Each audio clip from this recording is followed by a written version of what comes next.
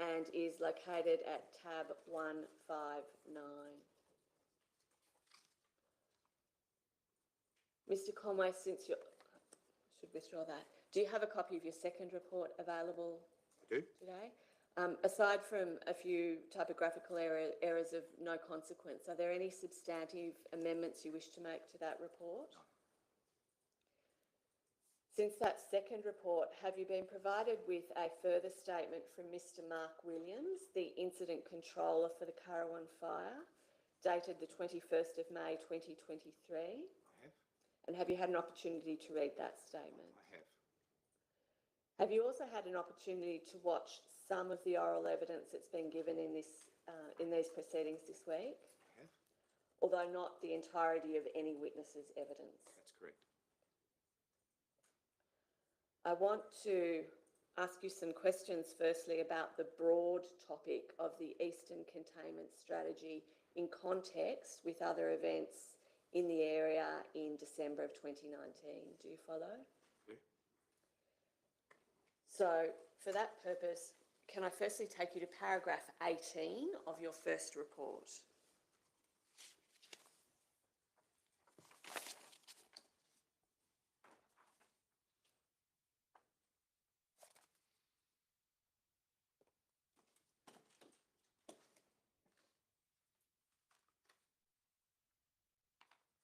Is it fair to say that at paragraph 18, you have put the strategy, the Eastern Containment Strategy, into a wider context by reference to fire runs from forested escarpment west of Bateman's Bay in the first weeks of the campaign?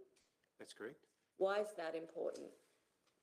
It gives us some insights into the nature of fire behaviour that was being experienced in relation to the Coronial fire and the sort of challenges that the incident management team and fireground managers were grappling with in the terrain, the vegetation and the weather conditions that were being experienced in December of 2019.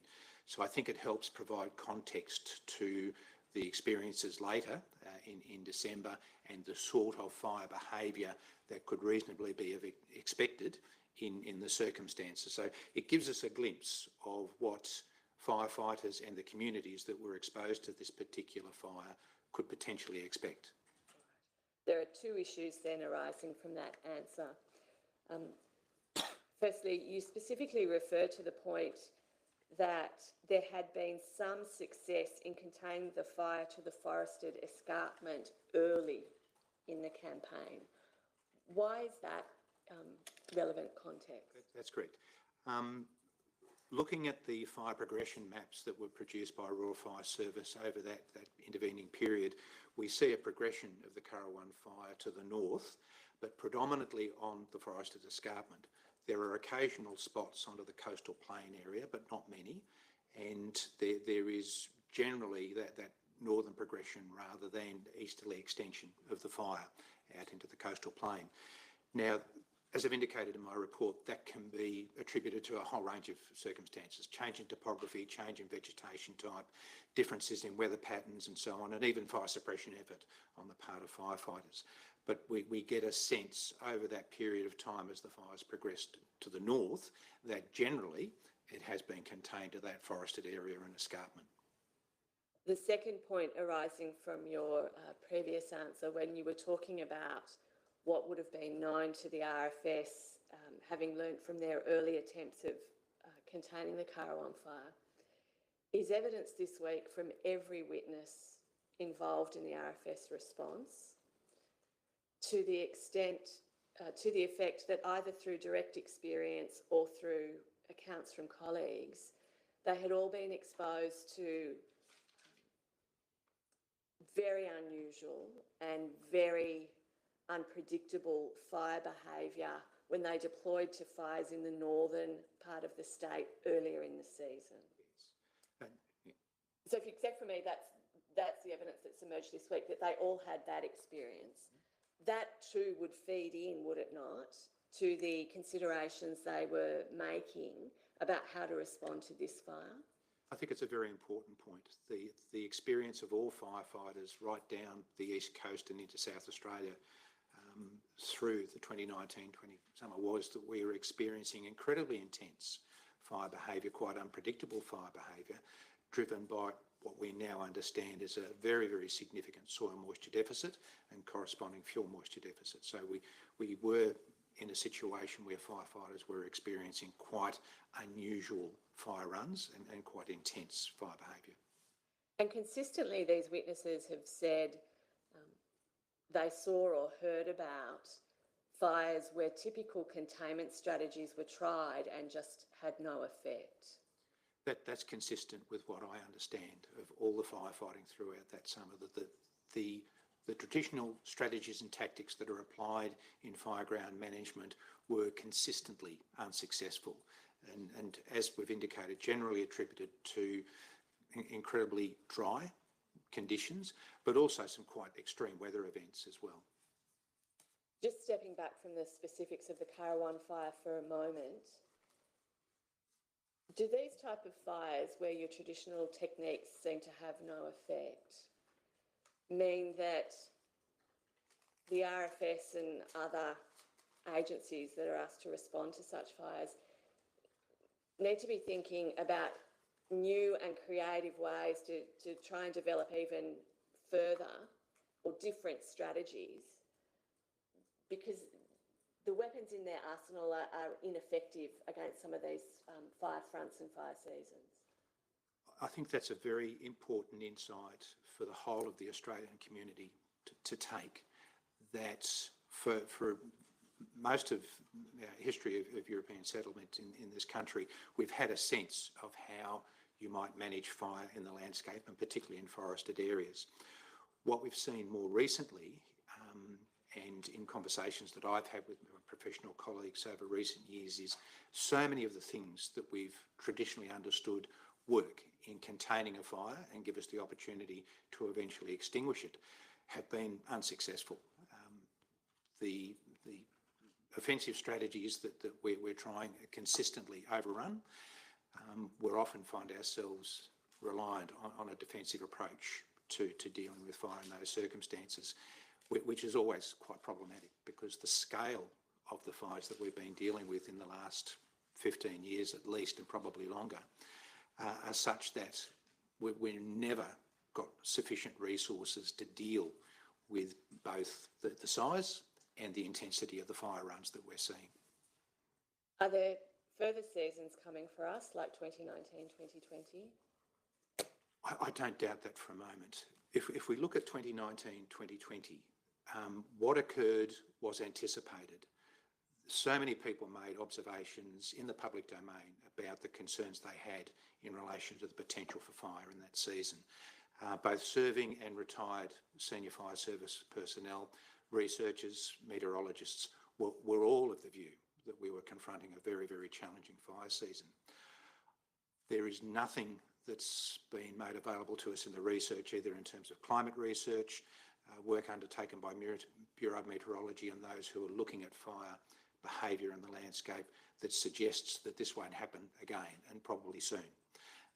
And even as recently as the last couple of months, climate science and bureaus of meteorology in the World Bureau, World Meteorological Service, I'll get that name wrong, I'm sure, are talking about the potential for extreme heat events and so on. You know, all of that's in the public domain.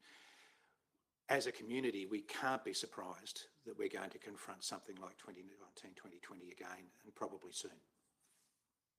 So this might be a very difficult conversation to have, but is it the case that the likelihood of further seasons of similar impact means that we have to almost give permission for incident management teams and responders in the field to almost experiment, not recklessly, but to think about trying different techniques if the usual arsenal is not going to be effective? I would agree with that. My experience is that incident controllers and incident management teams and fireground managers feel an incredible burden of expectation that when they're dealing with a fire, that you've got to do something. You've got to be out there pursuing some sort of offensive strategy to try and contain this fire. I think our experience from 2019-20 and even before that makes it very clear that those sorts of offensive strategies are not always going to be successful. What other options are available to incident management teams to prepare their responders, to prepare communities that might be affected by these fire runs, and the community more generally for the circumstance where, regardless of how many resources we've got, regardless of how courageous and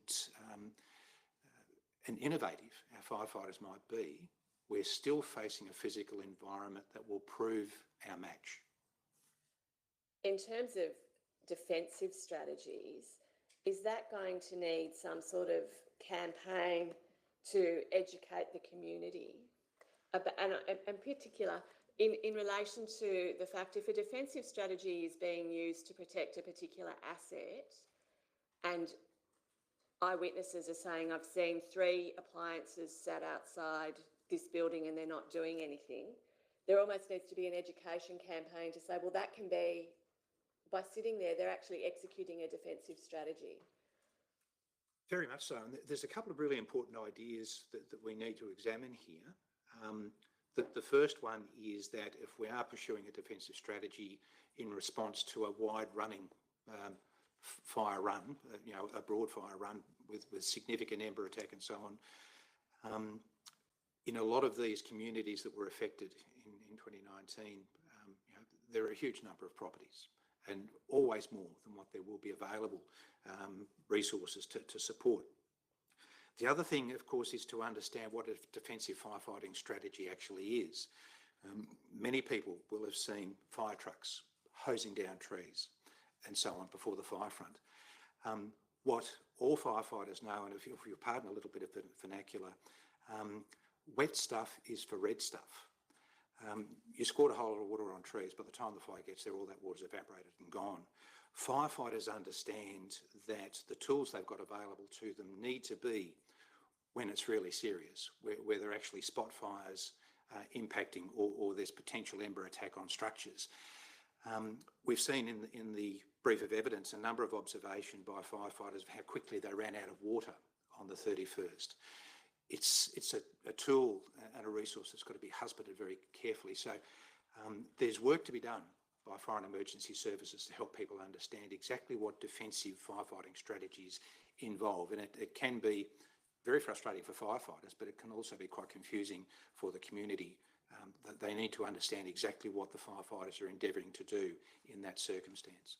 And in terms of allowing the RFS to be creative in developing new responses to these sort of fire seasons, I'm not suggesting that you run an experiment recklessly in the field in the face of an approaching fire, but there needs to be some sort of focus upon developing modelling and fire weather predictions and the like to better inform decision making around strategies in the field?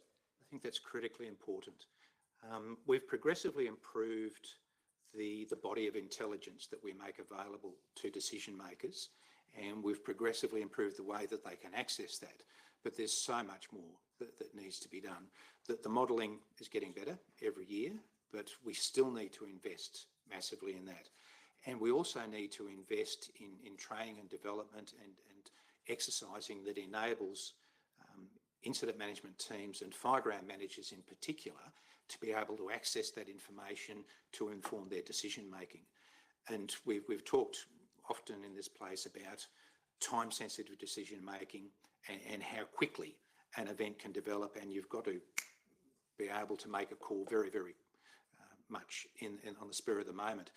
If we can enable our fireground managers to be well informed and even a little bit ahead of the fire, and again, you may hear this from time to time, firefighters often find themselves in time a little bit behind the spread of the fire. If our intelligence systems can at least help them keep up and even perhaps get half an hour in front of a fire front in their decision making, the difference in the way that we protect communities and properties and life will change significantly. And in your experience, is there another place in the world that's got it right, that has all the answers that we should be turning to and say, help us understand what you do? Look, not really. The research and the experience in Australia, I think, is at the forefront of this. Without question, the United States and Canada are having similar experiences to us and are working very diligently to improve their work. My experience has been that researchers internationally are very collaborative. I think we have the knowledge of our own physical environment and our own circumstances here in Australia. Anything we can do to support those through research and Cooperative Research Centre and so on is worthwhile. I know that they're already tapping into their colleagues internationally, but we've got some of the smartest minds in this field in Australia. So it's not like there's an answer that exists somewhere overseas and we just need to go and buy their program. Not that I'm aware of. It would be wonderful if there was, but I'm not aware of it. I might come back to some of these systemic themes at the end of your evidence, but moving back down to the detail of the Coronial fire, evidence from the RFS has emphasised a failure to contain the fire at an earlier stage. This was at a time when they were hoping to contain the fire in the vicinity of the Yadborough Road and the Western Distributor.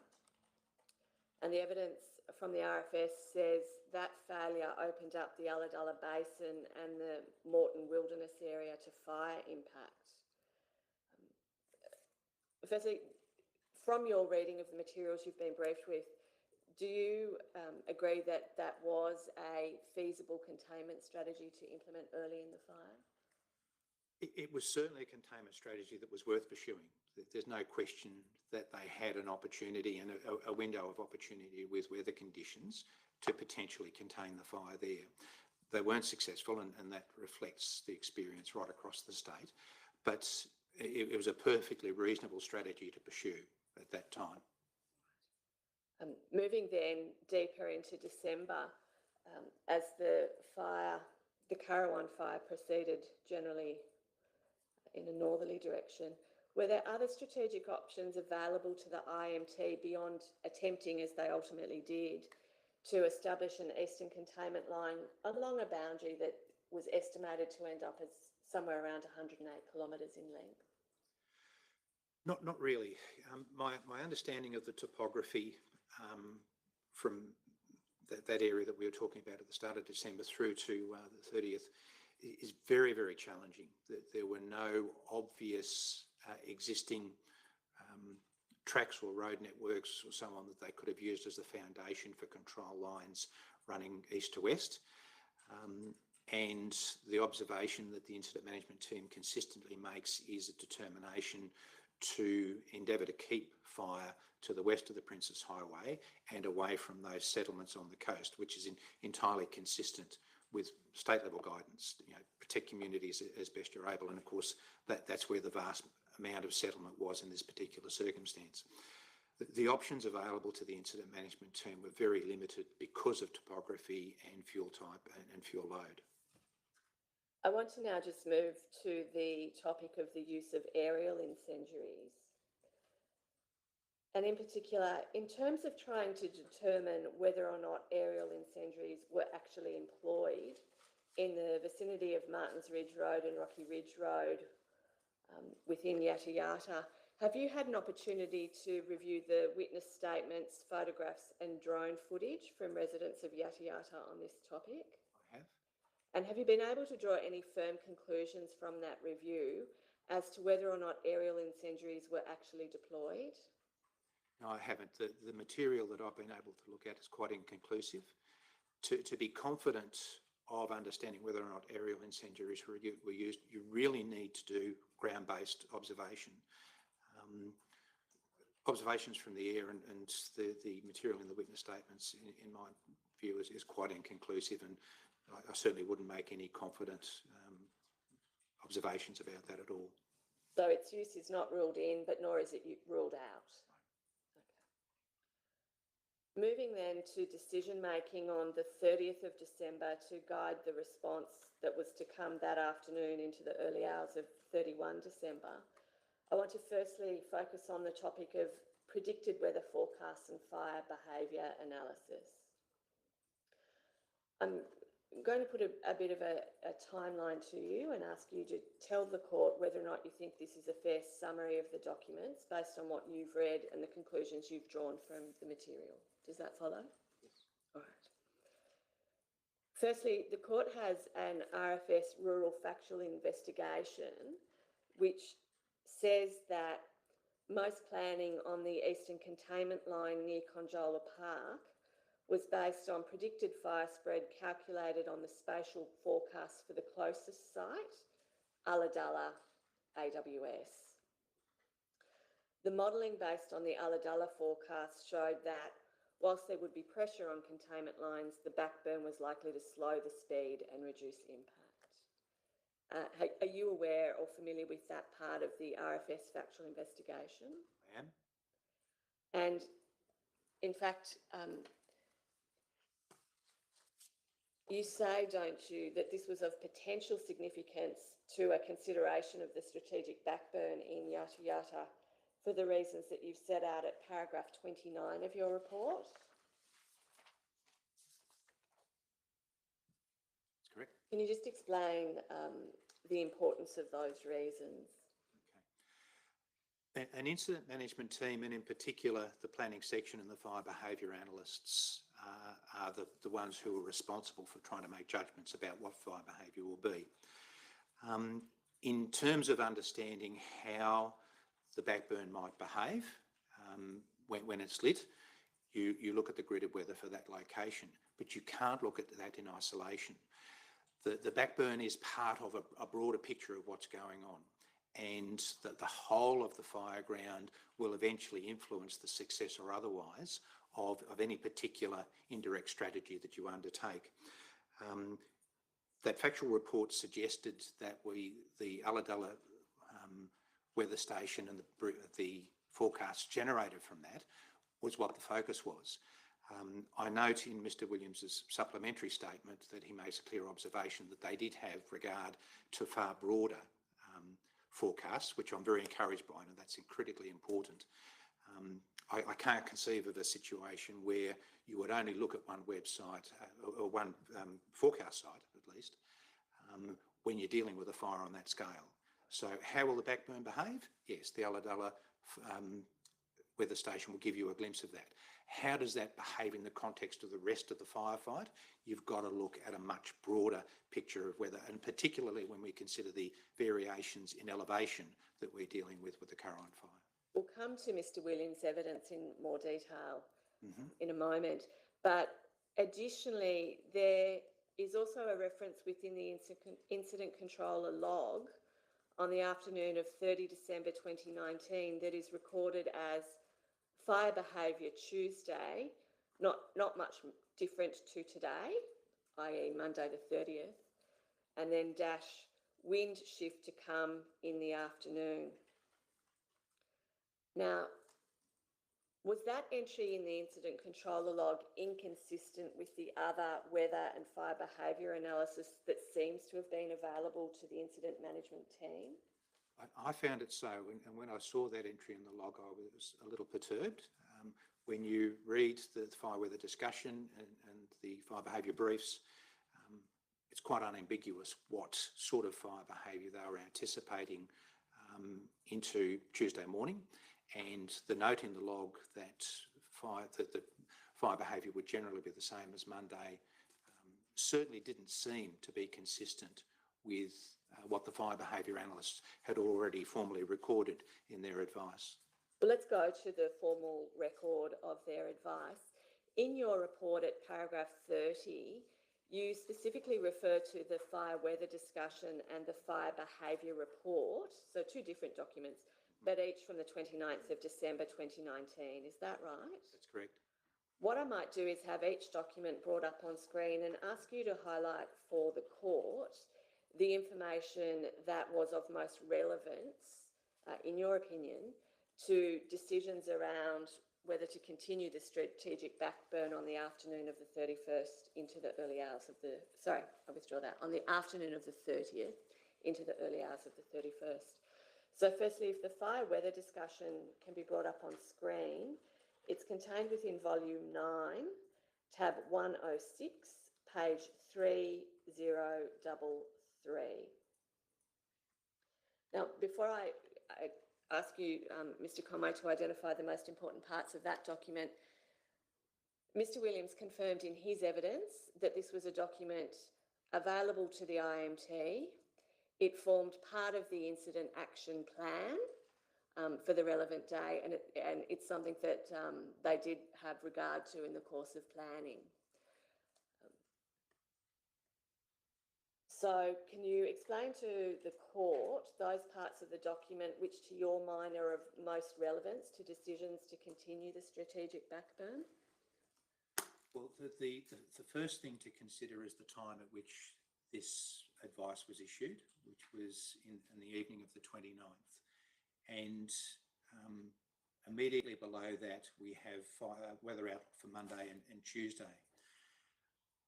They're brief statements, but they give a very, very clear indication of a fairly extreme fire weather event late on Monday and into Tuesday, with temperatures between 35 and 40 degrees. Of particular interest is relative humidity potentially down to 10%, and the wind speeds at the height of the day, being west to southwest, potentially gusting to 40 kilometres an hour. Now, those sorts of figures would certainly capture the attention of incident managers and fireground managers. The next significant point is the first dot point under the fire behaviour overview, and that is the notion of an extremely dry wind aloft and even stronger winds at 1,000 metres. And we understand that generally, as you increase in elevation, wind speeds increase, and this is the advice that the fire behaviour analyst is providing. Mentioned there of a shallow surface inversion. What we understand with weather inversions is that once you get warm, dry westerly winds, those inversions break up very, very quickly and often earlier in the day rather than later. A meteorologist would be able to give you a much better analysis of that, but as an experienced firefighter, those sorts of things are what capture your attention. So those 2 points, Ms. Ward, are the ones that really focused my thoughts initially. All right. We'll now move to the fire behaviour report. This is contained within volume 6, and it's at tab 97, page 2053. And again, Mr. Conway, could you tell the court what information within that fire behaviour report you consider to be of most relevance to decision making around the continuation of the strategic backburn? Again, if we go to the weather situation, which is that first section of the report, and we look at the observations that are made for Monday and Tuesday, in particular Tuesday, the continuing dry air, strongest winds after sunrise, and minimum fuel recovery. That phrase is quite important. What firefighters often hope for is that overnight, as it cools down, relative humidity increases and fine fuels on the forest floor will absorb some of the moisture in the air. The point that the fire behaviour analyst is making here is that we're not anticipating any sort of significant fuel recovery through Monday night into Tuesday, which means that relative humidity overnight doesn't increase markedly, and as a consequence, those fine fuels on the forest floor aren't absorbing much moisture. Often you'll see the most intense fire behaviour later in the day as the fine fuels dry out. What the fire behaviour analyst is flagging here is that you can expect intense fire behaviour earlier in the day because those fine fuels aren't absorbing moisture overnight in the way that you might normally expect. So that phrase is something that would capture a firefighter's attention very quickly. The timing of the southern change is always of interest, although wind changes... Before you move on to that, can I just clarify something in that answer? So when you're saying the reference to something occurring earlier in the day than you might expect. Yes. You're talking there, are you, than what you might expect in relation to a so-called typical day across another fire season, rather than earlier in the day in comparison to the conditions that are forecast for later in the day. Yes. So what we're seeing from these observations from the fire behaviour analyst is that instead of the fuels drying out over the day, the fuels are going to be dry from the start of the day and available to the fire, and as a consequence, we'll get intense fire earlier in the day than what you would often expect. No, I interrupted you. I think you were going to go on and talk about the time of the southern change. I was just going to make an observation about wind changes. That a wind change has been forecast is always something that captures a firefighter's attention, because it can and almost invariably makes a dramatic change to the nature of fire on the fire ground. Timing of wind changes is always quite problematic, and any conversation with meteorologists about timing of wind change usually is quite generic. There are so many variables in the atmosphere that impact on that, but what the fire behaviour analyst has shared with us is there is going to be a wind change. It's going to be in the afternoon, and it's got potential strength. So they're the key things from that first section. Probably the other area that's worth flagging, we talk there about rates of spread in forests of greater or less than 500 metres and flame heights of 5 to 10 metres, spotting of 1.5 kilometres in that early stage, remembering that this is a fire behaviour report over a period from Sunday through to Monday. So some of these observations are for the Sunday and the early on the Monday. The observations about the outlook for Tuesday are probably the most pertinent in this conversation. Right. But are they likely to be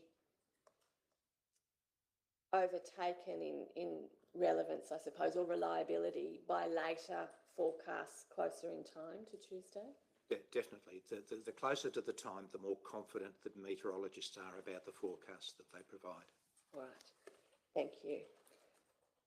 Mr. Conway, since your first report, the statement of the Deputy Incident Controller and the Incident Controller have become available to you. I think you've agreed. Incident Controller Williams in particular says that a minimum of 2 fire weather stations, being Nerriga and Ulladulla, were used given the fire was such a large fire. He also says that the FBAN was consulted within the incident management team. And he's told the court the incident management team were well aware of the forecast for deteriorating weather expected on the 31st. Assuming this is so, does this suggest to you that the IMT in fact had a number of sources of information available to them? Importantly, sources extending beyond the highlighted observation recorded in the incident controller log that we've been talking about? That's correct. Those witness statements I found quite reassuring and encouraging. It demonstrates clearly that the incident management team has endeavoured to capture as much intelligence as they can about what they were facing to inform their decision making. Is it important to focus here upon the presence of different elevations across the coastal plain, moving west all the way through to the escarpment, with some increased areas of elevation in between, including around Pointer Mountain? So I'm talking about the change in elevation between the plateau and the coast. That's going to inform the court's understanding of what actually happened on the scene. I think it's critically important to be able to understand the difference in elevations from where they were working on the eastern containment strategy and where active fire was actually burning on the escarpment. And that they are two very, very different physical environments and very, very different atmospheric environments, and the way that atmosphere will impact on fire behaviour. Have you, for yourself, obtained a map which reflects topography at the scene? I have. And we might have that brought up on screen now.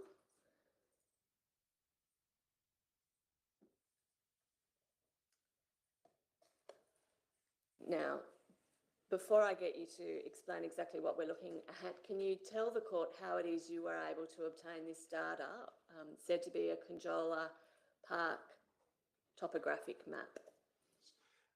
This map comes from a website that I've used quite often in my professional life, just to help to understand the nature of topography and landforms in areas where I've been taking an interest, whether it's in relation to review of fire behaviour or incident management performance or decision making. So it's a tool readily available on the internet, and it's I find personally a very effective way of getting a sense of variations in elevation across a particular landscape, and in a way that a topographic map doesn't necessarily do. A topographic map gives you contour lines which you can follow.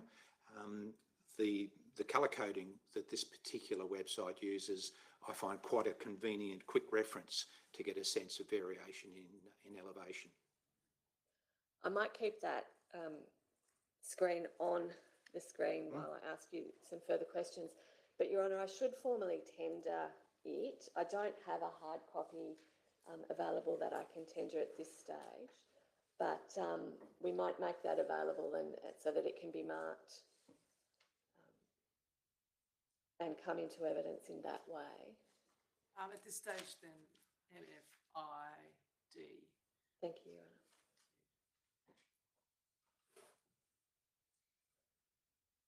Now, if we use that topographic map to illustrate the points you wish to make, Mr. Conway, what is in effect the relevance of the elevation to the west of Pointer Mountain, shown on this map as being the pink through to red regions in particular? There are three things that I think this enables us to consider. The first one is the challenge of access to the escarpment. As you can see, elevation increases very, very steeply as you move off the coastal plain, and you move from elevations around sort of 120 to 150 metres above sea level, well up to nearly 500 metres above sea level in a very short distance. You know, within a couple of kilometres of across the ground travel, which indicates massively steep and quite rugged terrain. So from the firefighter's perspective, it gives you an indication of the challenges of any aspect of direct or parallel attack in those sort of circumstances. So that's the first point that I think is relevant. The second point I'd take us to is that conversation we had earlier about the nature of wind, speed and direction as elevation increases. The sort of winds that you will experience on that coastal plateau around Yada Yada will be very different to what you're experiencing on the top of the plateau, top of the escarpment, and a significant variation in fire behaviour as a consequence of difference in wind speed and direction. The other thing that's probably worth noting is you can see with the variations in colour there that there are some quite steep gullies and so on in that area. That generates turbulence in wind at ground level in that circumstance. So you get a bit of a glimpse of the fact that the environment where the fire front was burning freely on the top of the escarpment is substantially different to that would be experienced by the firefighters working on the containment line on the coastal plain. All right. Several questions arising from that. Firstly, does the presence of turbulence lead to a potential increase in spotting distance from the escarpment under westerly airflow? Quite often. The turbulence often generates a much more significant ember load within the convection column and can often lift a lot more burning material into the air. The other point that we were going to make, of course, is that with a stronger wind speed at elevation, spotting distance is markedly increased as a consequence. So the point you're making is really important. It will lift more burning material into the convection column, and because we're at elevation with stronger winds, spotting distance will invariably be longer. Does that mean two separate factors working together to likely increase spotting distance under westerly or perhaps a northwesterly wind? Correct. Now, is it your view that ideally the fact that the escarpment sits to the west of these communities around Yata Yata, where the backburn was to be further implemented, should have been explicitly covered in some sort of fire spread prediction modelling because of the potential for those spotting distances to be so long? You would certainly hope that the fire behaviour analysts would endeavour to make some sort of predictions about fire spread and spotting. I think it's important to qualify that observation in saying that it's incredibly complex, and the terrain, the differences in elevation and so on will generate massive challenges for fire behaviour analysts, but it's still something that an incident controller and a planning officer would hope to see in getting a sense of what potentially could occur based on the forecast they had available to them. Is this part of the dilemma that can face an incident controller when dealing with fire up on the escarpment? Because they're really not going to be able to establish a containment line to prevent all spotting from the west, or to ensure that all spotting from the west moving to the east will be easily contained. Exactly.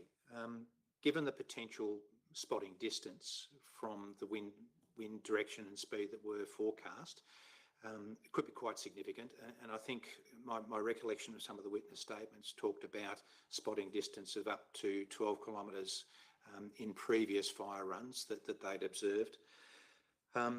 The Eastern Containment Strategy that they'd identified was very much about containing spot fires that fell to the west of the containment line, and for a fire front advancing up to that backburn.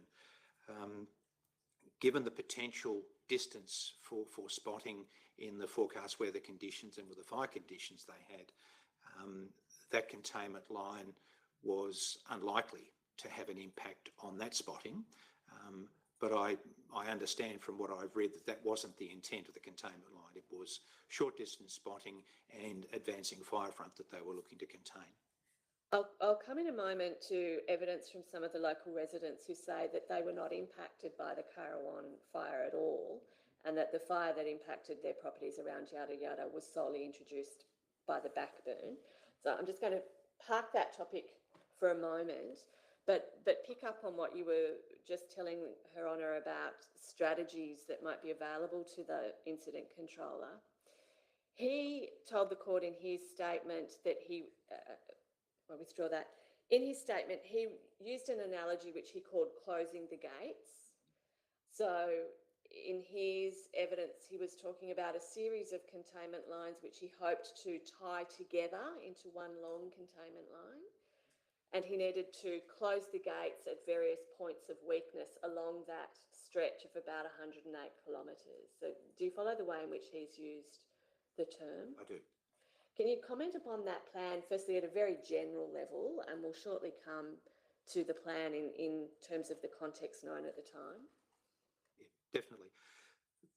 That principle that Mr. Williams identified is one that all incident managers and fireground managers would understand and would endeavour to do. If you're endeavouring through your strategies to establish a containment line to keep fire to one particular side of it, you want that containment line to be continuous, and you want it to be of sufficient depth that when a preceding fire front or spotting occurs, that it's sufficiently wide enough to prevent extension beyond the containment line. So my understanding from the evidence that's been provided to me is that that's what the incident management team and Mr. Williams were endeavouring to achieve. So, and that's common practice. But you've got to have a few things running in your favour. You've got to have time to complete the containment line, and you have to have time for any backburning that you like to achieve sufficient depth in order to capture any of that spotting and to be sufficiently wide enough to halt the advancing fire front. And therein lies the challenge that firefighters throughout 2019 and 2020 were grappling with. Simply having time to establish containment line, undertake the burning and get sufficient depth in their line that would give them confidence that they could effectively contain it. The point we made earlier in relation to difference in variations was a particular challenge for this strategy because of that potential for longer distance spotting. In addition to time, they need resources to do the job safely. Absolutely, and you know, there's lots of rules of thumb that firefighters use in terms of the number of resources that you need and the amount of time that you need to effectively secure a backburn and that indirect attack strategy.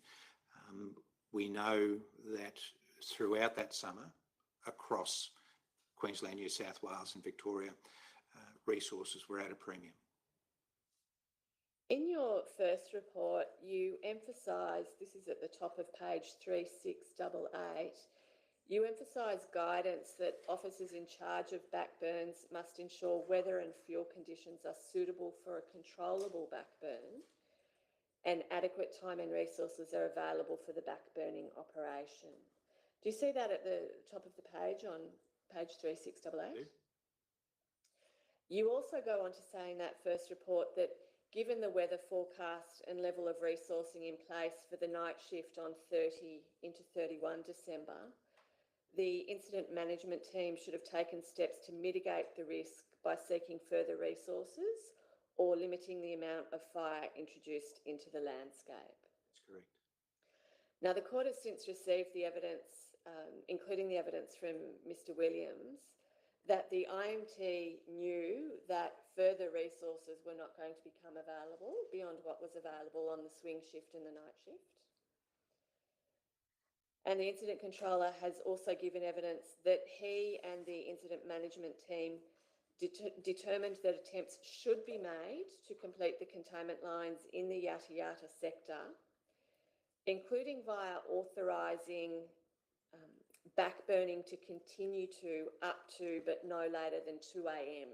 on the 31st of December 2019. Are you aware of that further evidence that he's given? Now, in the actual event, it seems that crews were withdrawn from the field in at least some parts of the Yata Yata sector long before 2 a.m. on the 31st. That's my understanding, yes. In terms of the particular context that Mr. Williams gives, he seems to set out within paragraphs 45 through to 52 of his report particular matters that were influencing the decision-making of the IMT and in effect were factored into a risk-benefit analysis that was undertaken. Are there particularly important contextual matters that occur to you from your reading of what Mr. Williams says in that part of his evidence, 45 through to 52? There are a couple of observations that I'd share. And he indicates in paragraph 45 towards the end that even with the limited sources available and not in ideal conditions, he still felt that he had enough time to complete that backburn and get sufficient depth. And the reality is that's the decision that the incident controller and their team has to make. Do we have enough time? Do we have enough resources to put the burn in? Do we have enough resources to secure the fire edge? The view that they formed on the information they had available to them was they had enough time, and consequently they went ahead with it. It's a big call, but that's the call an incident controller has to make, and I suspect many incident controllers throughout that summer made similar calls. It's a tough one, but that's the position that they took. The other thing that I'd go to in paragraph 49, Yes. Towards the end of that paragraph, he says, not to have closed those gates would have reduced the containment line to around 4 metres wide. The only other alternative was to do nothing but watch with vastly increased risk of the fire progressing through the gate. I understand the point that Mr. Williams is making, very much so, and I've been there professionally myself on a few occasions as well. I'm concerned that an incident controller and an incident management team finds themselves in a situation where they don't feel they have other options. And it's something that's troubled me in my professional life for quite some time. And this is another case study where an incident controller and an IMT felt, well, we've got to do something. We've got to finish this off. Even with that fairly deep sense of concern that comes out of the witness statements, not just of Mr. Williams, but others, that this may not work. They knew that, but they still felt they had no other option available to them. I think it's incredibly incumbent on the broader community and the fire services generally to try and give incident controllers some greater latitude, if you will, in the sort of decision making that they make. The application of this strategy was very challenging. We were putting fire in at night, which is always a little bit dangerous. I know we do it often, but it's still dangerous. There's a lot of discussion in the witness statements about hazardous trees and how that had impacted on the ability of the crews to undertake mop-up and patrol. Hazardous trees are an absolute nightmare for firefighters and for incident managers, and the number of fatalities that can be attributed to that is growing, and it's very disturbing. Somehow we've got to be able to give our incident management team some confidence to say, well, look, I could try and tie off this control line, but I'm looking at the weather and I'm looking at fire behaviour, and it's pretty unlikely it's going to work. What else can I do? And we need to give them a licence to step back and say, well, look, that would show people that I'm doing something, but is it the best option? There are opportunities for incident management teams to step back and say, well, look, I'm pretty sure this fire is going to run tomorrow. What can I do between now and then to prepare my crews, to prepare the communities that might be vulnerable, to prepare senior officers of my agency for the fact that this is probably going to run? And you know, I don't want to revert into war stories, but I've found myself in situations where I've been asked, what's the fire going to do? And my advice to my supervisors has been, given the forecast, if it eventuates, we'll lose this fire. The response I've received, and I suspect if Mr. Williams had done the same thing, was not very comforting. But I think so many of my professional colleagues have found themselves in that situation where I don't know what to do that's going to work here. We've got to give our IMTs a licence to take other options to protect communities in circumstances where an offensive strategy is simply not a viable one. In terms of other options, are you talking about reverting to defensive firefighting strategies? Very much so, but as we talked about earlier in my evidence, we need to help people understand what defensive firefighting can be about, and the fact that there can be a lot done to prepare for a defensive firefight. Ensuring that the crews that are going to be involved in that are familiar with the area, knowing where the water points are, knowing where vulnerable assets are, knowing where vulnerable people are. There's actually quite a bit can be done, even in a matter of hours, that enables incident managers and fireground managers to prepare for a run of fire that they're pretty confident is coming. And I would like to think that incident managers and fireground managers are confident that they can apply that as a strategy in the future when we're faced with circumstances like 30th into the 31st of December 2019. Does that include recognising that if the defensive strategy is to be implemented and a run of fire eventuates, there may well be homes, businesses and other properties that are sacrificed because attempts are not being made to contain the fire before they reach those assets, and instead you're applying your limited resources to particular assets? Yes, but I'd be thoughtful about the language we use. I don't think any firefighter would suggest that they're sacrificing anything. My experience has been, and I expect it would be the case of all my colleagues, they will do everything they possibly can to protect every life and every asset that's in the path of the fire. What we saw in 2019, 2020 was just the sheer massive scale of the fire. We've seen the line scans from this particular fire run around Conjola and Lake Conjola. We've seen the line scans and the satellite images of the fire runs at Bateman's Bay on the same morning. They're massive, and clearly containment strategies were overrun by the weather events, which we have absolutely no control over. And the challenges for firefighters in defensive strategies in those circumstances are huge. And as we've already discussed, you can never have enough resources for weather events on that scale, but you can prepare yourself for those sorts of circumstances so that you are at least better able to implement that strategy than you otherwise would be. Does that mean that a defensive strategy can extend to deploying appliances to an approaching fire line, even though you haven't in advance tried to shut the gate by completing a containment line? Very much so. And there are numerous case studies in firefighting where that's been done. Thank you. I just want to move to the topic now of documentation. You observed in your first report that there were a number of details you would expect to see recorded in the incident action plan, including risk mitigation actions, contingency strategies and the like. Do you recall making those observations in your first report? After that first report was provided to the court, you've received additional documents, including a document called Coronial Strategic Plan and other RFS documents. Is that right?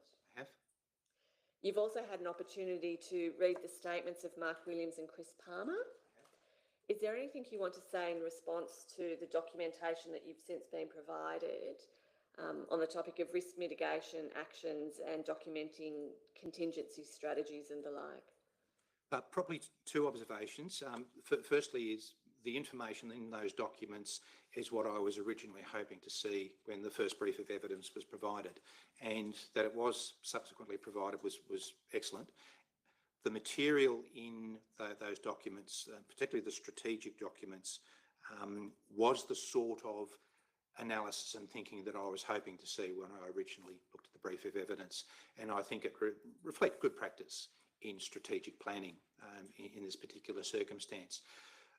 The particular observation I would make is the work that the strategic planners and the planning function have done in using the PACE model of planning, and that's in the document. But basically, it talks about a primary strategy, an alternative strategy, a contingent strategy, and an emergency strategy. That sort of model of thinking originated in US military doctrine, but it's being used a little bit more widely in emergency management, and I understand some police services applying it as well. It's actually quite a useful tool, and it's encouraging to see RFS officers using that as a means of mapping out their thinking around strategy. So that was quite useful, and certainly filled in a number of gaps in my understanding of the rationale behind the work that the IM2 were doing. What I came to understand, and I may have to be corrected on this, but the sense I got is that Eastern Containment Strategy using the Princess Highway was their alternative strategy. I think there was a primary strategy using another line, perhaps a creek line earlier on, and I haven't had the opportunity to examine that sufficiently, but the point that comes from that observation is that they were applying the strategic thinking that they'd used initially in relation to how they might contain the fire. So those were the gaps that I saw early on, and they had been addressed in the subsequent documentation. In terms of different strategies being implemented over time, and you've referred to perhaps an earlier strategy in using a particular creek line, is another example of that the initial strategy of hoping to contain the fire at Yadborough and the Western Distributor? Exactly. I want to now move to the topic of the earlier path of the fire as it burnt in the escarpment around 21 December 2019 and following. From your review of the statements of the affected residents, you would be aware that a large number of them have given evidence to the court that the fire that impacted properties around Porters Creek Road and Currawar Lane was introduced by the strategic backburn rather than resulting from the Currawar fire itself. Some witnesses say the backburn was first introduced by incendiaries, and some say it's the backburn that was introduced by crews on 30 to 31 December. I'm going to take you to a number of specific references within that evidence and ask you to help us understand whether the observations all point in one particular direction or perhaps pull in different directions at different points. Firstly, it is said that the fire that passed to the north on the 21st of December up on the escarpment to the west of Yata Yata was so extreme that it would have consumed all available fuel in its path. Firstly, is that a possibility? In my experience, even in the most extreme runs of fire, there will still be patches of unburnt material. There will still be logs on the ground burning. There will still be hollow trees and so on that will still be burning long after the fire front has continued. So until you've actually got a confirmed and secure containment line around a fire and all the unburnt material burnt out within it, you'd never say that that fire is controlled or contained. And that certainly wasn't the case here. And the line scans and some of the satellite imagery provided in Ms. Burston's statement, I think, gives us enough information to indicate that there were still pockets of active fire on the escarpment. It said that the fire of 21 December did leave unburnt country between the escarpment and the settlements along Porters Creek Road, which is an area where some residents believe the incendiaries were dropped on the 25th of December, and accepting that we can't make a definitive determination about whether or not they were. It said that even after the fire had passed to the north on 21 December, on 23 December there was very slow burning, almost non-existent bushfire in an area around Porters Creek Dam Road. It's entirely feasible that that would be the case. It is said that on Christmas Day there was fire to the west had come down the escarpment and was burning in one of the valleys of the McDonald State Forest, which then later made its way closer from the west and northwest. That's also feasible. This is coming from a variety of witness statements, not the one witness. It is said that there was in fact very little fire damage to the McDonald State Forest and the National Park west of Currawar Lane, even after the events of 31 December, which presumably might factor into consideration as to whether the fire that hits Yata Yata was in fact from the Currawar fire or caused by the backburn. Again, that would be consistent with my experience. You know, even intense fire runs will leave areas of unburnt fuel. And it said that there was fire on the northeast face of Pointer Mountain on the morning of 31 December 2019.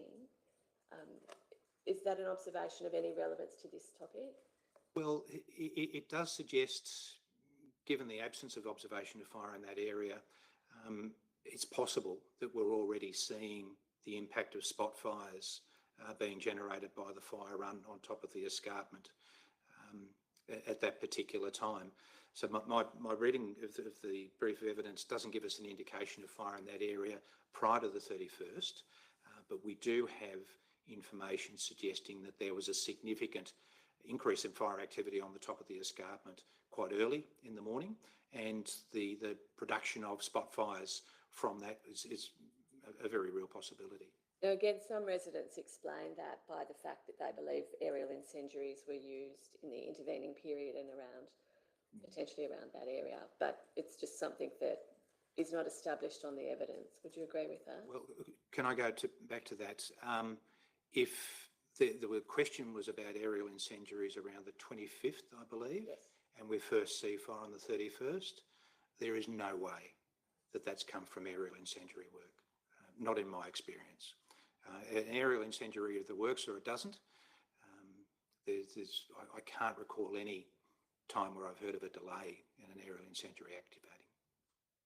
Have you had an opportunity to consider the witness statements, photographs, some drone footage and satellite records provided by residents, along with the documents provided by the Rural Fire Service, including line scans? I have. And are you able to express a view one way or the other as to the possibility that the fire that first impacted upon properties on Porters Creek Road and Currawar Lane on 31 December was from the strategic backburn or the Currawon fire, or a combination? It's hard, it's not possible to be definitive.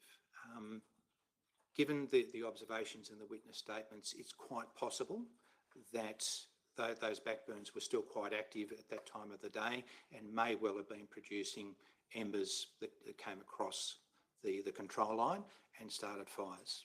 That's quite possible, although it's not possible for me to confirm that.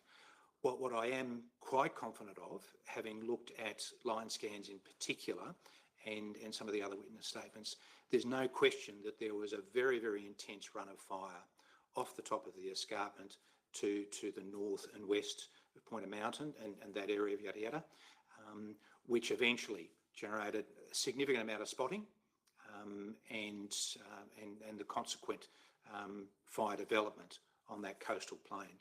I don't think there's any question in my mind that the main Currawon fire was very much the cause of that developing fire on the coastal plain. Right. Does that mean there's a possibility that the attempt to close the gates on the backburn introduced fire to the Yada Yada properties earlier in the day than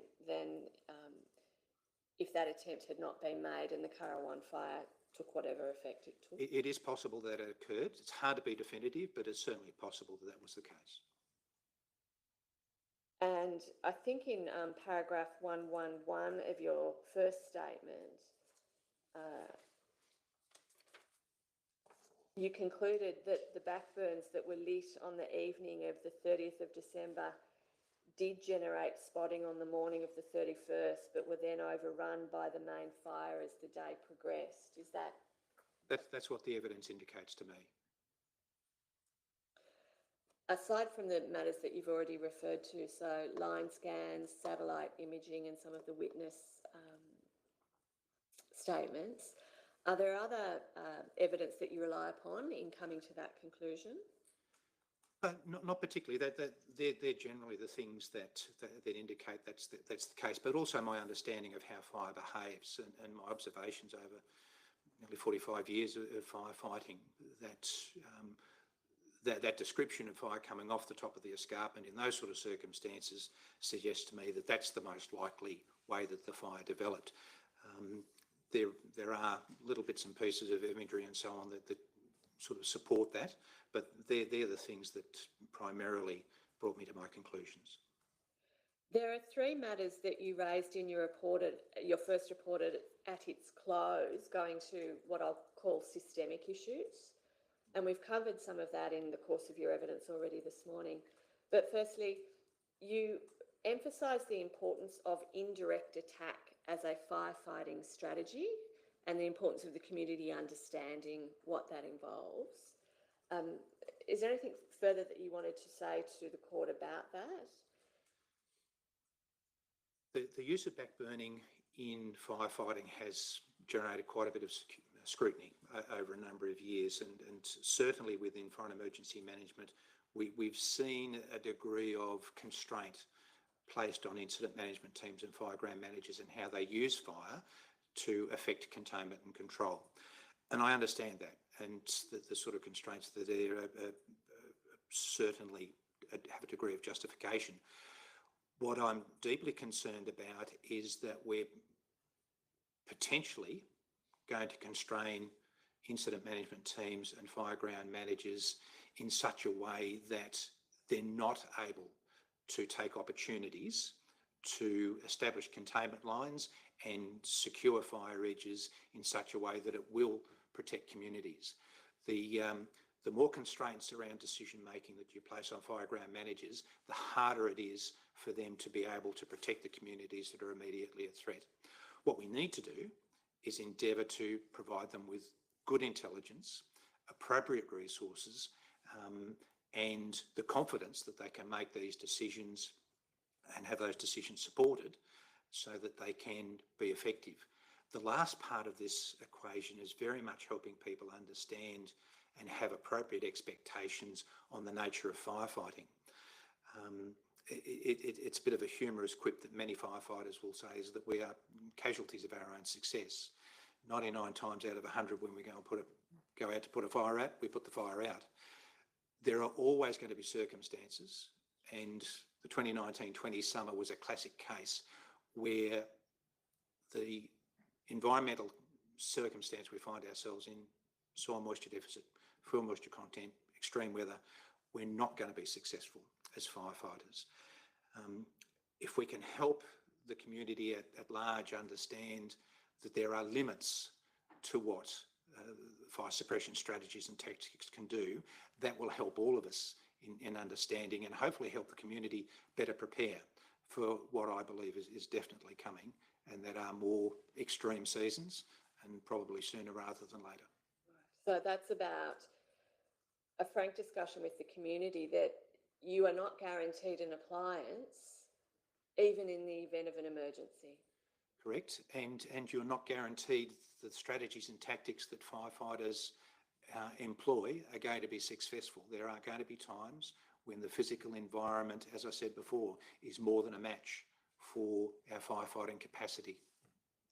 That then comes back to the evidence you gave at the start of the hearing today about the need to continue to invest in fire spread prediction modelling and further research so that our incident management teams can have confidence in the predictions that they're receiving about fire spread modelling. I think it's essential. If this is our new normal, we've got to be better at intelligence gathering and interpretation and support for decision making. Your Honour, those are my questions. Thank you. Yes, Your Honour. I know it's 25 past. I've probably got about 10 minutes or 15 minutes at the maximum. So it would be appropriate just to continue. I'm happy for you to do that, unless you need a break, Mr. Conway. That's fine. Do you need a break? Okay. Thank you very much. Mr. Conway, you were asked some questions by Ms. Ward about the progression of the fire from late November into December and the experience that the IMT had in terms of where it went and that type of thing. Do you recall those questions? As I understand your evidence, you said that at least generally speaking, the fire kept on the escarpment during that period. Is that right? For the most part, that's correct. But it is right, is it not, that there were some significant fire runs to the east during that period?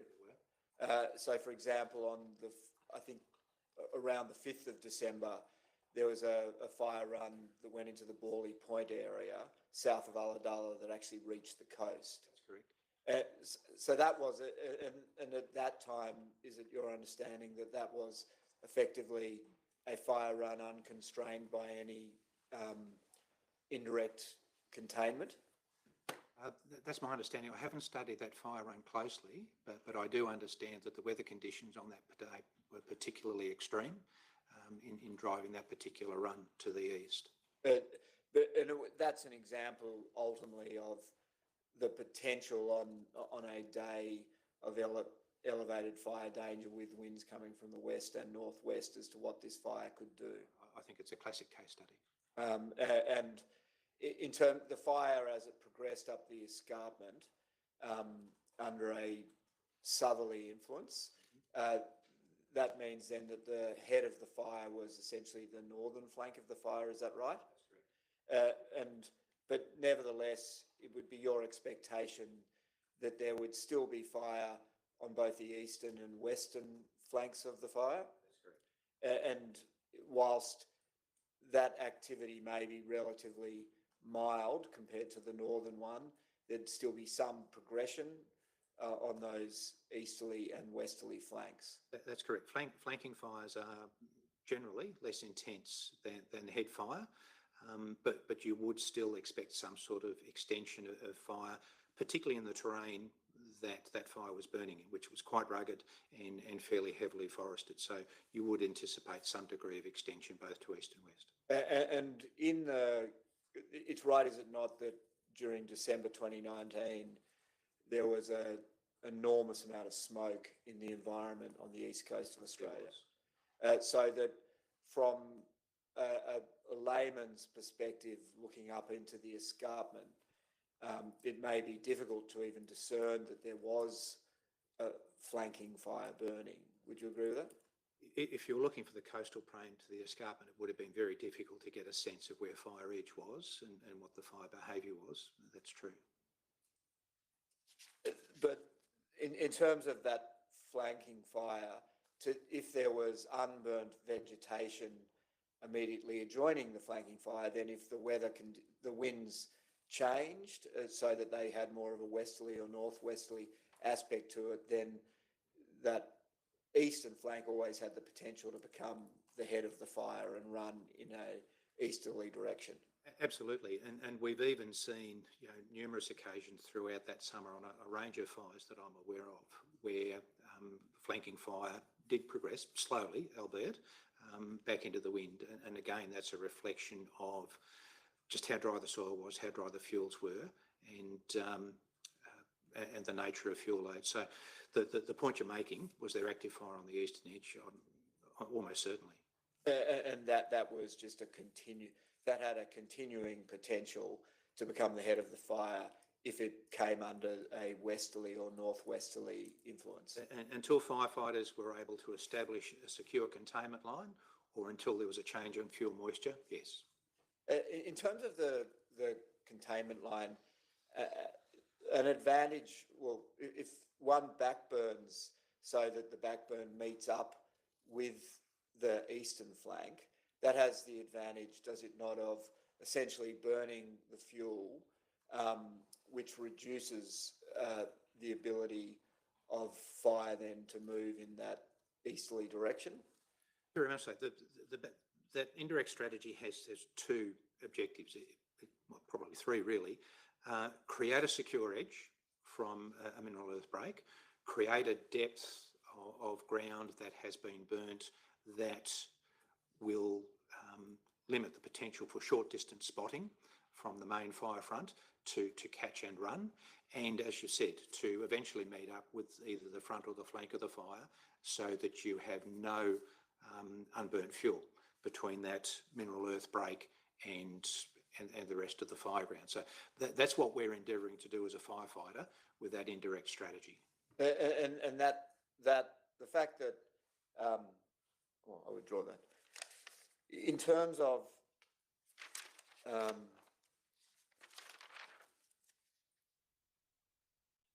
with me, Mr. Conway.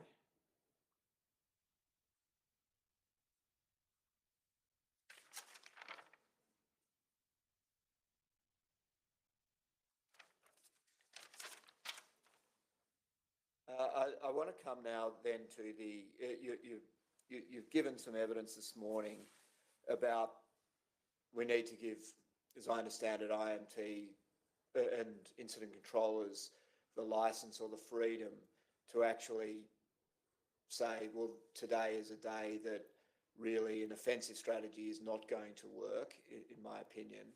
And so we need to just recognise that and prepare for a defensive strategy. Is that the effect of your evidence? There are those types of days.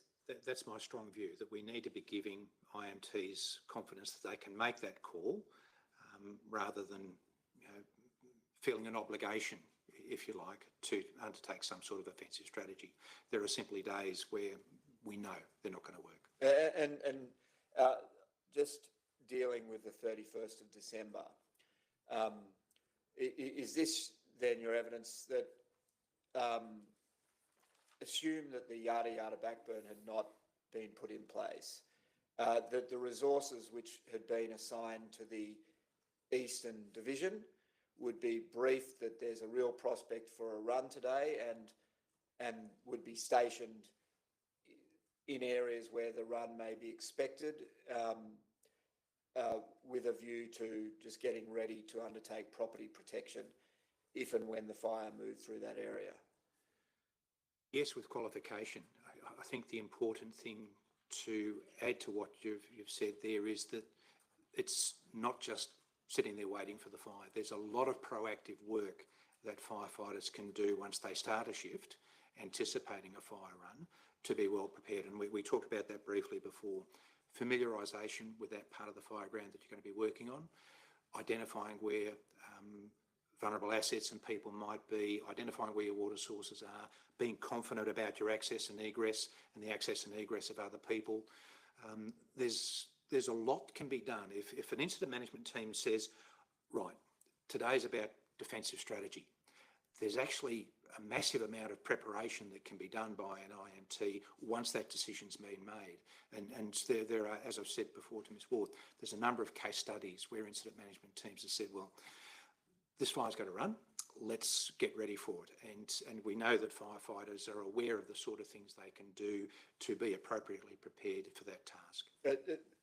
In terms of the understanding of the local environment, though, it's true, is it not, that if there are local crews from Conjola and Bendalong and Manana and those sort of places in place, that they're likely to have almost an intrinsic understanding of much of the things you're talking about? Absolutely, and those brigades become essential to the firefight, but they will not be the sole part of the firefight. There will always be help from colleagues out of area, and you've got to prepare those other brigades and resources coming in as best you can. But it would nevertheless be correct, would it not, that you wouldn't say abandon the communities of yada yada. You'd have to have resources placed there to deal with the fire as it came out in its early stages. I think that's precisely what we're talking about. And then have an expectation on a day such as this that you'd have to then be moving east as fire impacted to the communities to the east. Well, you've actually touched on a really important point there, Mr Newton, because there are a number of different tactical approaches to that defensive strategy.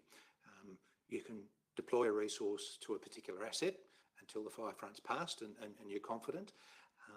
You can deploy resources that move with the fire front, or you can do both. It depends what capability you have available to you at the time. The other important thing to remember is that particular local brigades will identify properties or particular assets where they'll say, look, you're quite vulnerable to this fire. However, given the circumstances of your property, access in and out, nature of fuel loads and so on, we don't think it's defendable. And the concept of defendable space is one that's well understood in the fire services and hopefully within the community as well. So will there be firefighting capability available to support every resident? Never. You will apply that tactical approach depending on the circumstances, the speed with which the fire front's travelling, the extent of the spotting, the distance of the spotting and so on. So the strategy is defensive. Then you get into the tactical decision making, which is made by strike team leaders, sector commanders and crew leaders. And that can vary from one part of the fire ground to another depending on the nature of development, fuel loads, access, egress, whether people have stayed to defend or chosen to evacuate. So strategically, we've agreed, defensive strategy is the most appropriate. Tactically, it becomes quite complex and very much time sensitive in the circumstances on the fire ground. And once the fire is impacting on the fire ground, it's reactive as well, is it not? Very much so.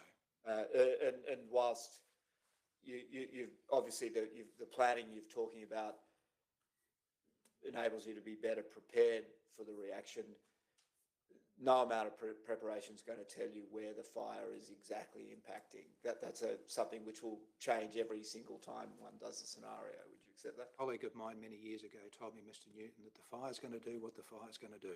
And you endeavour to keep up with it as best you can. And one of the, as I understand your evidence, it's your opinion that having regard to the weather which actually eventuated on that day, it was inevitable basically that the main fire front up on that escarpment was going to move to the east and impact on the communities upon which it impacted. Is that right? That's my conclusion, yes. In terms of, I think your evidence is that in relation to the properties in Porters Creek Road, that the backburn may have changed the timing of the impact could have brought it forward slightly. Is that right? It's possible. But it's also possible, though, isn't it, that the backburn, in fact, delayed the impact because having taken out some of the fuel immediately to the west of those properties, that then reduced the possibility of the fire to spot into that area and create a fire in unburnt fuel as opposed to fuel which is burnt. Would you accept that? I couldn't make a definitive comment. It's possible, but certainly I haven't seen enough evidence to confidently make an observation about that. But ultimately, the backburn may have been the source of spotting in that area, which brought fire to that area.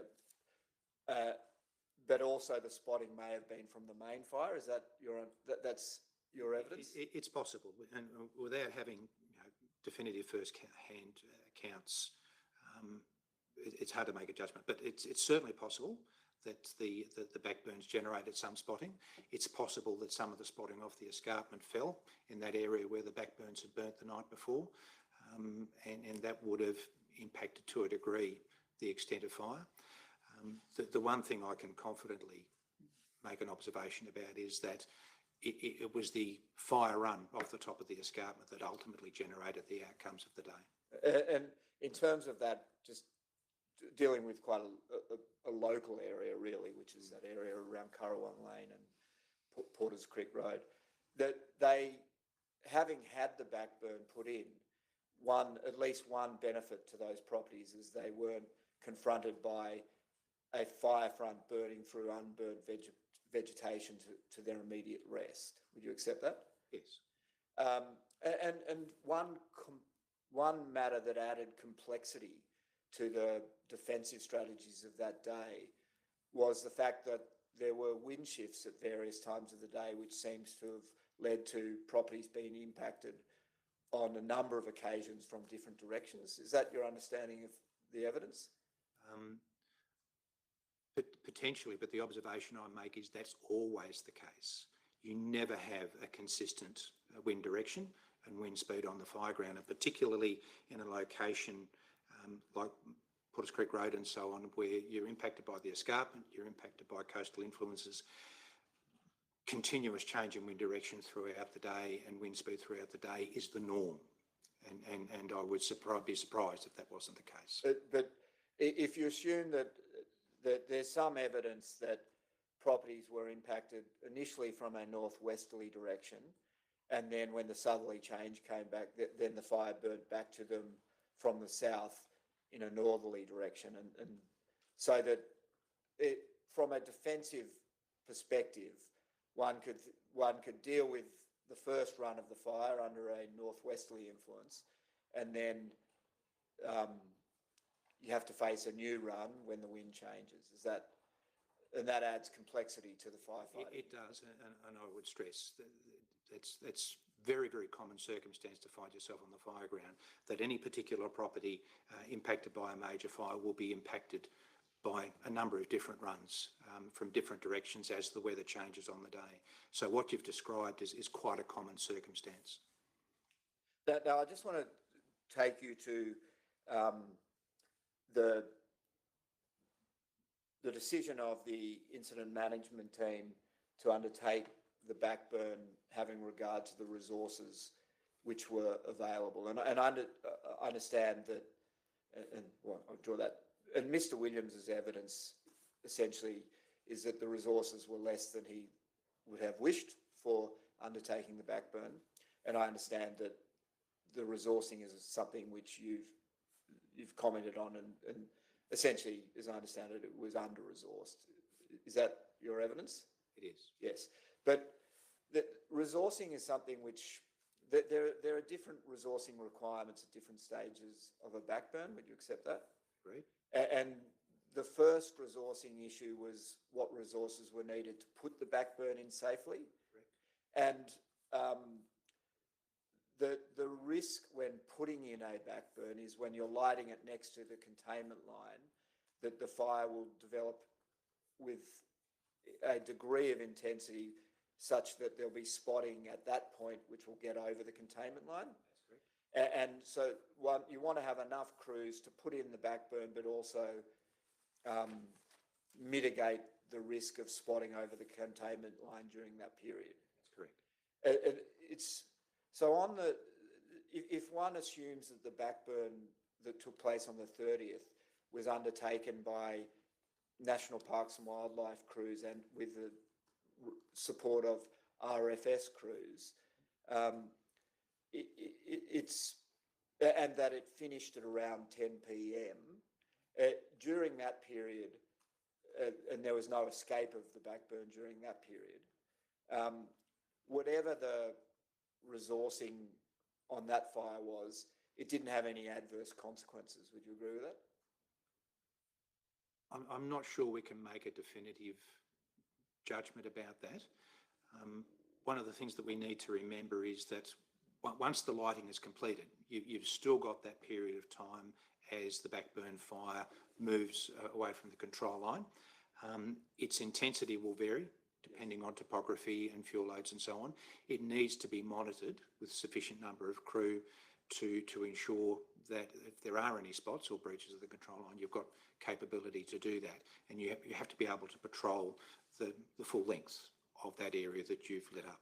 I understand, but in fact, there were no spots during that shift on the 30th. So whatever the resourcing, whether or not the resourcing was appropriate, it didn't have any consequence on that afternoon into the evening.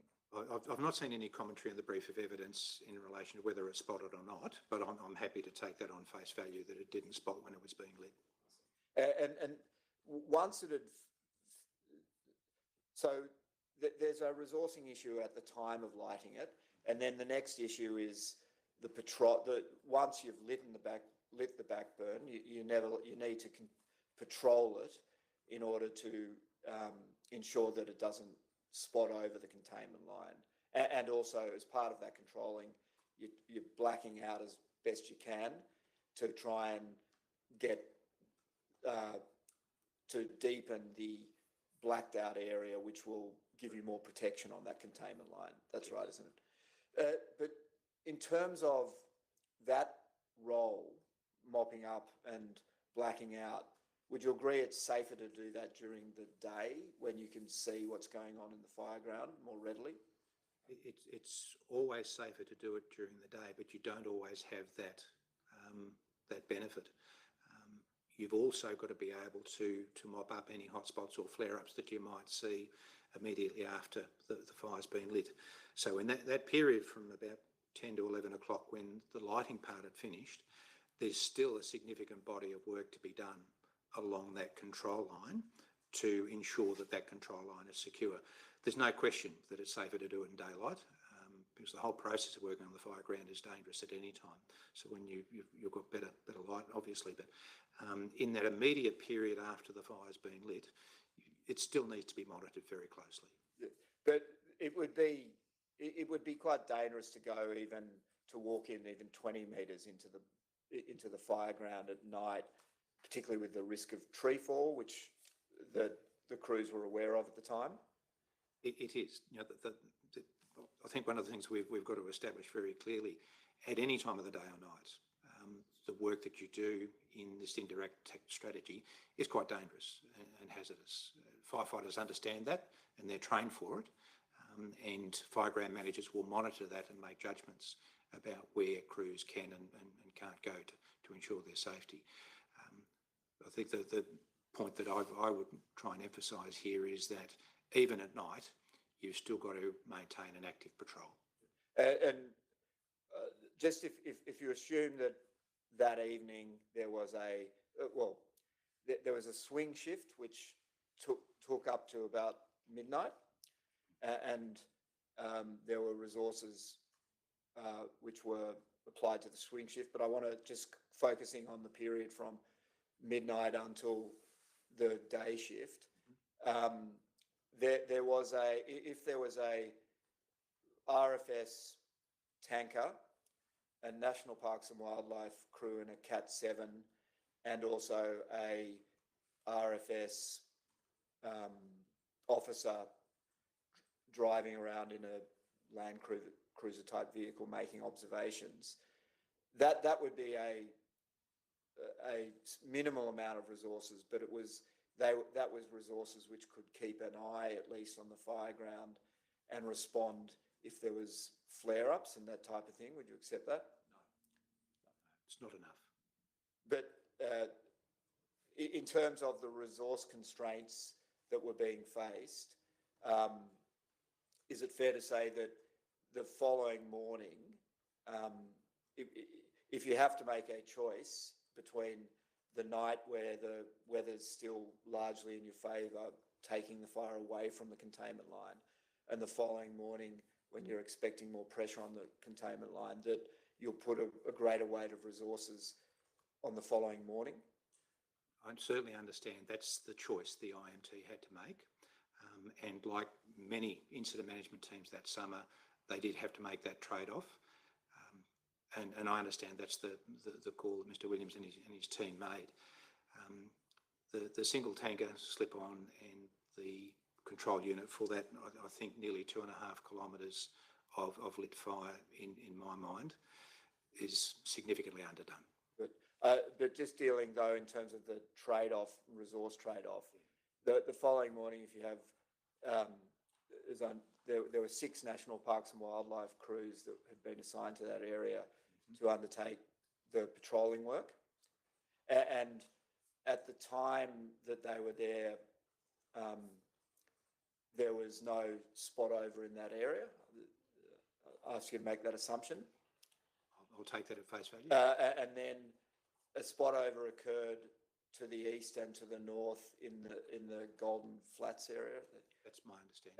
And at that point, the fire having developed to the east of containment lines, effectively from that point onwards, really the only option for the IMT and those responding was for the crews to go into that defensive strategy and property protection. Would you accept that? I agree with that. And so if a decision was made to redeploy the parks crews away from the patrolling the backburn at that point in order to respond to essentially a fire, a developing wildfire to the east of the containment line, that would be an appropriate decision. Would you agree with that?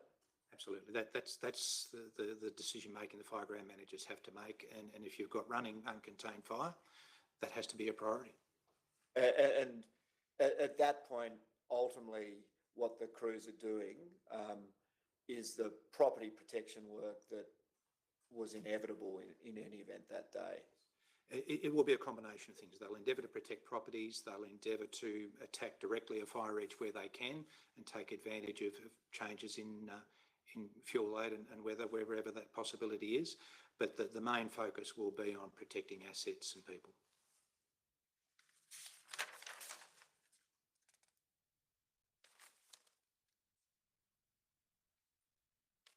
Your Honour. In terms of just 2 final topics I want to just briefly deal with you. In terms of one aspect of the defensive strategy is community preparedness. Would you agree with that? And fire and rescue crews and rural fire crews going and speaking to residents and telling them about what's occurring to their west in the days leading up to the 30th of December. That's an appropriate aspect of community preparedness. Would you accept that? Certainly. If there are firefighting crews and others who are working within the community to explain what the incident management team are endeavouring to do, that's entirely appropriate. And finally, on the incendiaries, you were asked some questions about the drone footage that you've witnessed and that type of thing. And as I understand your evidence, it's that merely by looking at, you can't make any conclusions one way or another whether or not incendiaries would be used. You'd have to walk the ground to be confident of any sort of conclusion there.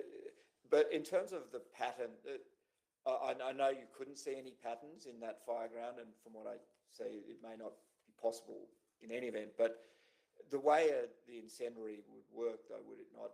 Firstly, it's something that's done when the fire weather is at the milder end of the spectrum. Is that correct? Yes. It's dropped from a helicopter, a device which can ignite the fuels in the ground in order to take fuel out. Is that right? But when it is dropped, initially there is a small fire which then expands essentially in all directions until it reaches a point where it starts being driven by the terrain and the wind. Is that correct? So that from the perspective of what one would expect, I would draw that.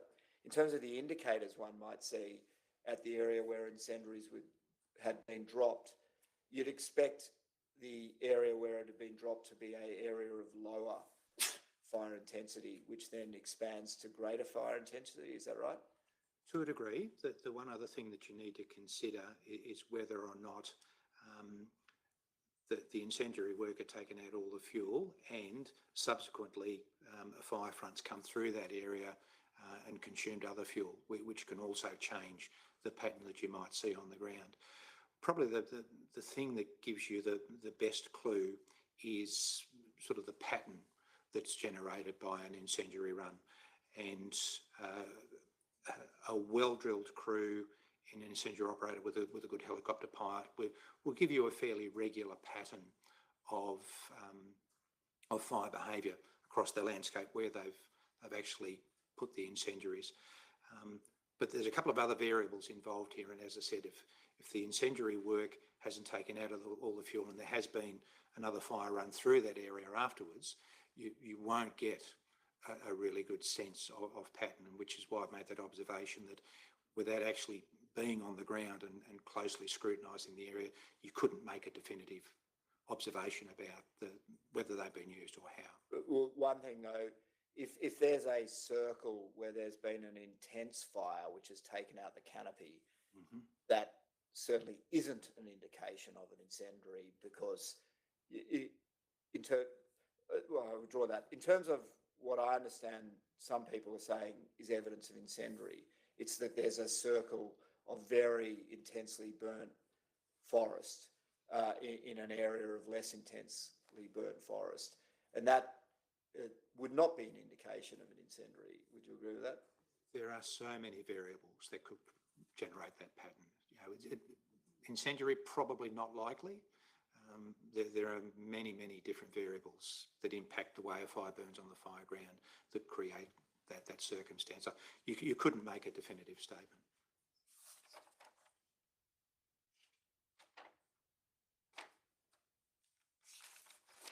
Your Honour, I have no further questions. Ms Ward, any? Nothing arising. Thank you, Your Honour. Thank you very much, Mr Conway. Your Honour. Wishing you all the best. Thank you. Your Honour, that's the conclusion of the evidence in the 2 case studies into strategic backburns. Your Honour has already made some short minutes of order, which will now provide that the counsel assisting closing submissions will be served on the parties granted leave by the 5th of July 2023. Submissions in reply from sufficient interest parties be served by the 2nd of August. And then oral submissions in reply on behalf of counsel assisting will be listed in that week of 7 through to 11 August, noting that there are a number of other inquiries that will move to conclusion that week as well. We'll provide further details closer to the time. Thank you very much, Ms Ward. Unless there's anything else, we will adjourn.